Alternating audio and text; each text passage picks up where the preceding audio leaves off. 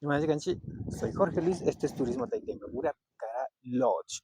Hoy vamos a seguir aprendiendo un poco más del quichua, ¿sí? Vamos a seguir con How do you say grass? Sí, aquí tengo un poco de grass, ¿ya?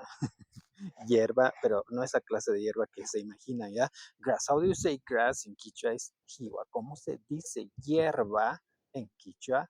Es jiwa. No con J, sino con H. H-I-W-A. Hiwa. Sí. How do you say grass? O cómo se dice hierba en Quichua? Es Hiwa. How do you say grass en Quichua? Es Hiwa. ¿Cómo se dice hierba en Quichua? Es Hiwa. Así es que ya saben lo que se comen los conejos, los cuyes, al menos lo que, bueno, es sabroso, ¿no? Nada más, ya saben. If you want to learn Quichua, come with me.